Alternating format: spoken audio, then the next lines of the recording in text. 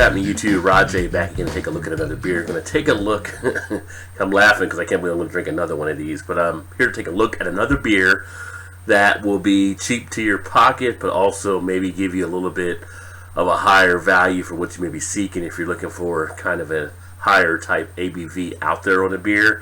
I'm going to take a look at one from Anheuser-Busch. This is the Natty Daddy, 8% ABV. This is another one like the last couple I've had that are 24-ounce can. Actually, this is 25-ounce can. Probably costs you about $1.50 to get. It is a lager, pale lager at that.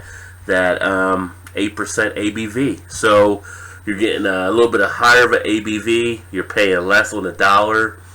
Don't know if that's a good thing or not. You're giving up the taste for maybe a value type play, but if you're looking for something that might give you a little bit more of a kick and keep some dollars in your pocket, this may be the one to do. So I'm going to go ahead and get this baby open and get it into a glass.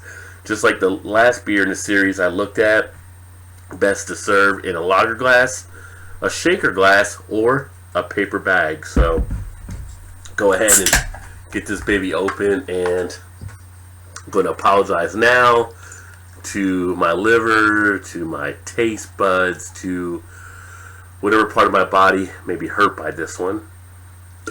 But doing it all for you, just trying to let you know the beers that are out there if you're trying to save a buck. So on the appearance, actually, it's not a bad looking beer. Lots of clarity, lots of bubble action. You can see the carbonation taking place. Pours out a finger of head, which is a white head. That's not going to hang around for too long. It's down to half a finger now. Get it to the light. Has a nice golden straw color as the light kicks through. So as far as the look of a lager, it is right there. But on the aroma, I will say on the aroma, you're not getting as much of a sour type smell that I've gotten on the previous beers like this. It is a little bit more pleasant. You get a lot of the malts that are pouring out, but unlike the last beer I did, which was considered to be more of a malt beverage, this one actually does have more of a lager type aroma. And believe it or not, it's not that bad of a smell compared to actually Budweiser.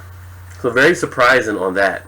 You can see now that the head has fully dissipated already for the most part. So I'm going to go ahead and take a look at what the taste is like. Well, here's a surprise. The taste is actually pretty crisp and kind of refreshing on the taste. Not any astringency on the back end, not any of that bitterness of it being a cheap beer.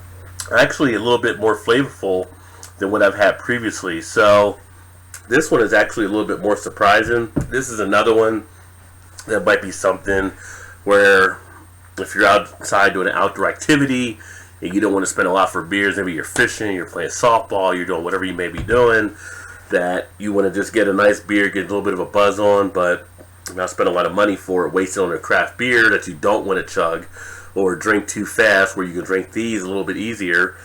It's not too bad in that regard. Now, it does have a lot of carbonation with it, though. So, but again, it's going in with the right expectation. And I think on this one, going in and understanding what you're actually looking to receive and expecting that, a cheap beer that's going to give you maybe a quick buzz if you want to get a couple of them down before you go out, say to the club or whatever it may be, you want to get your groove on, this can actually do that and get the engine revved up for you. But you're not going to get much more out of it than that. You know, you take a look at some of the ratings. Untapped has this as an average rating of 1.95. You look at Rate Beer, they have it at an overall of a 1 with 28 for style.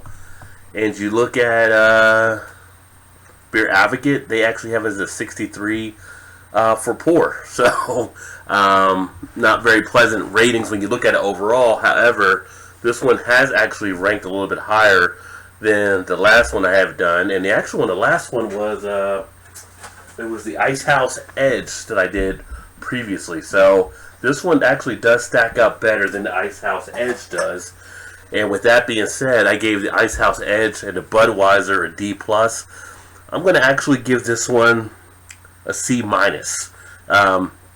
Not saying it's going to be overall something you want to go out and definitely check out, but out of the lower value type beers, or maybe it's higher value type beers, anyway, the beers that can keep money in your pocket and get you that little bit of a buzz, this has actually been better than the previous two that I've had. So I'm going to give this one a C-.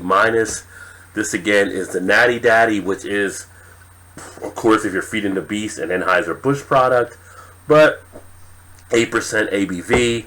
I do not have the IBU on it. It's if you're going to have to drink a bad one, not a bad one to actually do it with. So there you have it, the Natty Daddy. If you've had it before, let me know. Put some comments in the comments section. I'd like to see what your feedback is on that one, and appreciate you swinging by to check out another video. If you like what you saw, as always, please make sure you hit that like button, and of course, if you haven't subscribed, make sure you do so as well. That way you're up to speed as I release new videos. But with that being said, I say cheers. I'm going to finish drinking this one down, however long it may take, and then move on to the next video. Got a couple more in the series like this to get through, and then it'll be back to craft beer where I can get taste back in my taste buds. So with that, I say cheers. I look forward to seeing you in the next one.